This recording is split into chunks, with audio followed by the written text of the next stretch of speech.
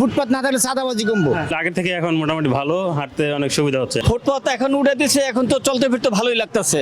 সরকার তো উঠাই দিচ্ছে ঠিক আছে, কিন্তু আসলে এদেরকে কোনো ব্যবস্থা করে দিছে? দর্শক দেখতে পাচ্ছেন যে গুলিস্তানের আগের চিত্র আর এখনকার চিত্র। আগে ছিল এখানে ফুটপাত দখলদারিত্বের দ্বারা তাদের কারণে কিন্তু অনেকে হাঁটাচলা করতে পারতো না, এখন দেখতে পাচ্ছেন যে অনায়াসে হাঁটছেন। চলুন আমরা একটু আপনাদেরকে দেখানোর চেষ্টা করছি যে আসলে গুলিস্তানের এখনকার চিত্র।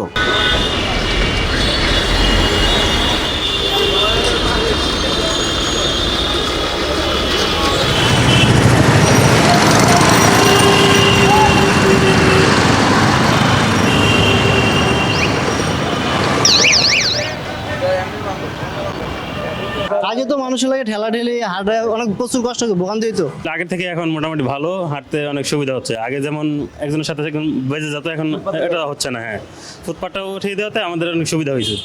অনেক প্রশংসা করলাম যে আমাদের কত মজা হইতেছে, কত হাঁটতে কত ভালো লাগতেছে, অনেক প্রশংসা করছি। তো এটা খুবই দরকার।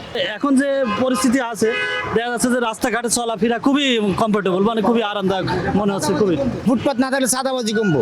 সাদাবাজির মেইন সমস্যা, সাদাবাজকে বলতে ফুটপাত উঠিয়ে দিব আর এদেরকে একটা অন্যটা লাইন করে দেবো, সোজা হিসাব।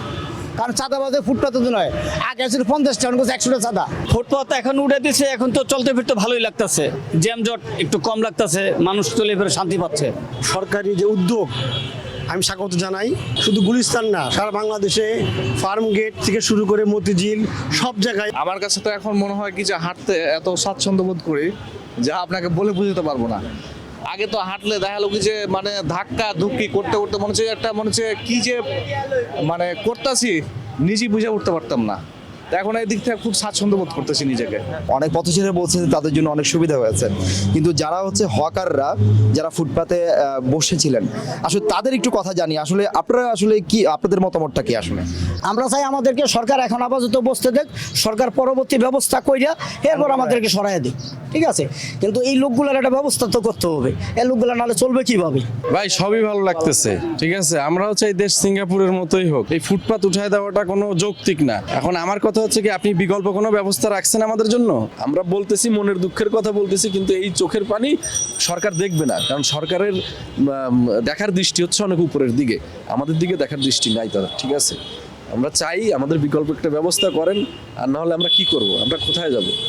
আমরা পথে বসে আছি ভাই। রুজির ইনকামের রাস্তা যদি বন্ধ হয়ে যায়, আমরা খাবো কি? আমরা ঘর ভাড়া দিব কিভাবে?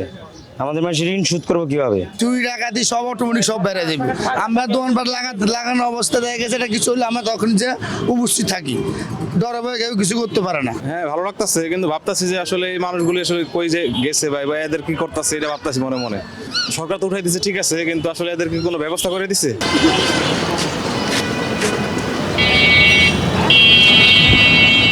গুলিস্তানে আসলে ফুটপাত আগে থাকার কারণে অনেকে কিন্তু হাঁটতে পারতো না, এখন ফুটপাত নেই, অনেকে কিন্তু অনায়াসে হাঁটছেন। তবে সাধারণ মানুষরা বলছেন এটা যদি সবসময় বলবৎ থাকে তাহলে তাদের চলাফেরা করতে অনেক সুবিধা হবে। গুলিস্তান থেকে সিদ্দিকুর রহমান রোমন, হ্যালো বাংলাদেশ, ঢাকা।